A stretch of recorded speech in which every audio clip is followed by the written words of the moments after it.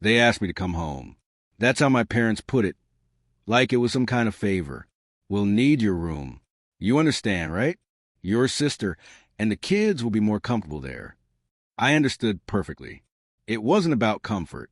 It never was. It was about order, the unspoken hierarchy that always placed me at the bottom.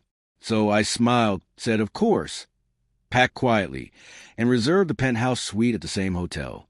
That was my first move. I arrived a day before they did. Checked in under my initials, not my full name. From the top floor, the coastline glittered below like it was apologizing. I uncorked a bottle of wine, watched the waves break against the shore, and waited. They had no idea I was already there. That was the point. Growing up, my sister had been the golden child. When she spoke, everyone listened. When she wanted, they gave. I was the afterthought, the quiet one who made things easy by never asking for space.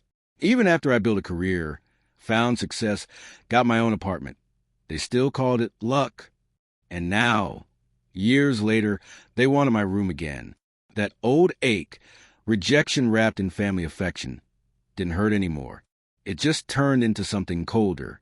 The first night in the penthouse, I spotted them at dinner. My sister laughing too loudly, my mother fussing over the kids, my father pretending to be entertained. They didn't see me across the gleaming hall of glass and gold. I watched them through the reflection in my wine glass, the perfect little family tableau that had always existed without me. Only this time, I wasn't the outsider. I was the observer, the one in control. On the third day, I set the next move in motion. I let the front desk accidentally mention that a VIP had reserved the penthouse, someone private, important. My family loved a good mystery. I knew it wouldn't take long. By evening, there was a knock on my door. When I opened it, there they were, my parents, my sister, her kids, standing in the hallway, all smiles and suitcases. My mother's tone was honeyed, rehearsed. Sweetheart, the hotel messed up. Our room's a bit too small for all of us. Could we? My sister jumped in. Just for a few nights. You got so much room here. Their eyes darted past me, taking the marble floors, the ocean view, the quiet, expensive luxury. For once, they wanted my space. I stepped aside, letting them see it all. The champagne on ice, the king-size bed, the dining table set for one. Then I smiled. Of course, I said. Come in. They did. That night, I played the gracious host. Ordered them dinner, the most expensive dishes on the menu, and charged it all to my card without hesitation. I watched my father grow uneasy as the bill rose with every course. He despised feeling indebted. My mother beamed, saying how proud she was. My sister laughed, teasing me about how generous I'd become. I laughed too, sound hollow, heart steady.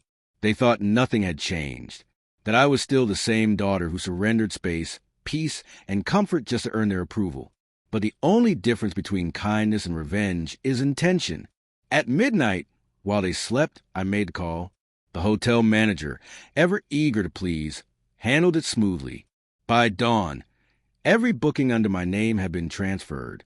The penthouse, the connecting suites, the entire top floor, onto their account. My father woke to the bill, a number high enough to choke on. The yelling started right after.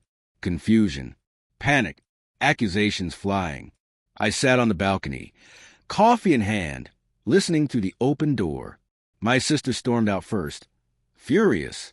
My mother followed, tearful and shaken. My father came last, dragging his pride behind him like a wounded animal. He tried to speak. I stopped him with a calm wave. You wanted space. I said, now it's all yours. His expression shifted. Disbelief, then anger, then understanding. You can't mean. Oh, I do.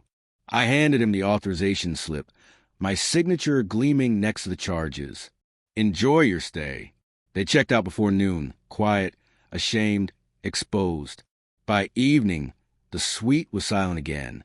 Mine, as it should have been all along. I stood by the window, watching the sunset bleed gold and crimson into the ocean, and finally let out a laugh. Not bitter, not cruel, just done. Because this was never about money. not even about the room. It was about balance, making them see what they never could, that I could give them comfort, and take it away just as easily, that I was finished being the one they stepped over.